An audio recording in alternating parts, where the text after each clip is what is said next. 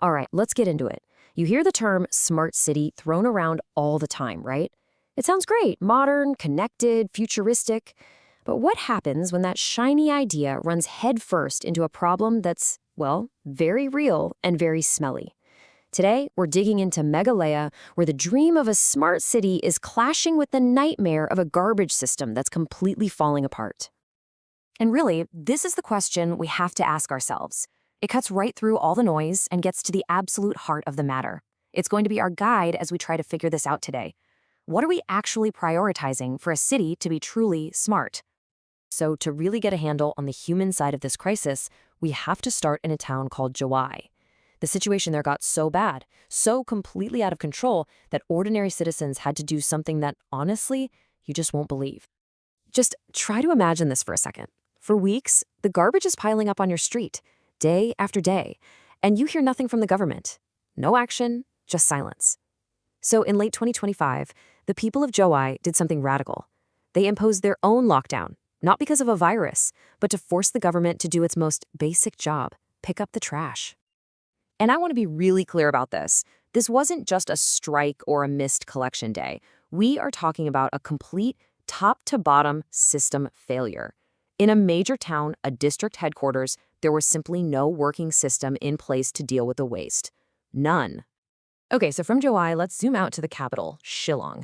Because what's happening there isn't a sudden collapse. It's more like a slow-motion disaster. A crisis that's been building for years and is about to hit a breaking point. Every single day, 171 tons of garbage get dumped at the city's main landfill, a place called Marten. To put that in perspective, that's like dumping the weight of 30 adult elephants there, every single day. And the system just was not built to handle that kind of load. Now this is where you can really see the problem. The system was originally designed with the idea that after sorting and processing, only about 10% of the city's total waste would end up in the landfill. But the reality, 23% is getting dumped there. That's more than double what it was ever designed to take. It's completely overwhelmed.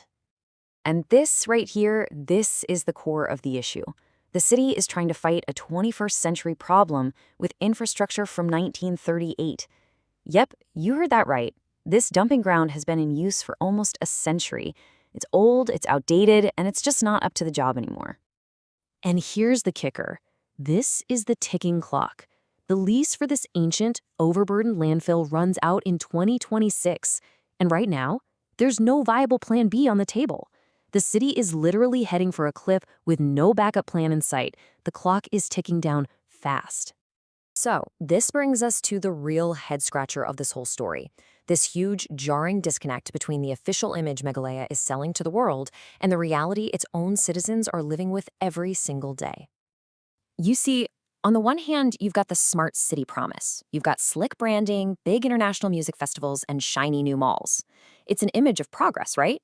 But then, on the other hand, you have the reality on the ground. Landfills that are overflowing, citizens forced to protest, and the simple failure to even organize a weekly garbage truck. Two completely different worlds. So why? How does this even happen? How can a government be so good at putting on a show, at projecting this image of competence, but then fail at the most basic job of governing? You know, this isn't just a simple mistake. It points to something much, much deeper. There's actually a concept for this. It's called seeing like a state.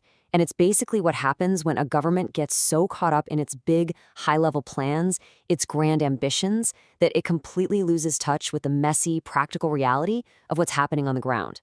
The big ideas just don't connect with the small, crucial details. And you can see the signs of this everywhere in Meghalaya.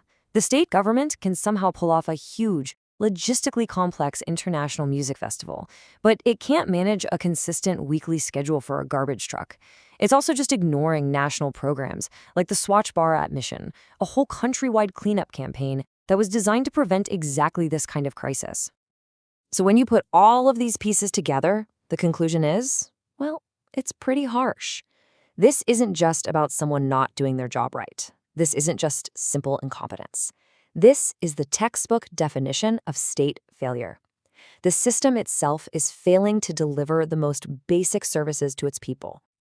Okay, so All of this forces you to just step back and ask some really fundamental questions about priorities. I mean, if a government only has so much time and money, where should it go? What are the actual building blocks of a city that works? Let's just look at one concrete example of these priorities in action.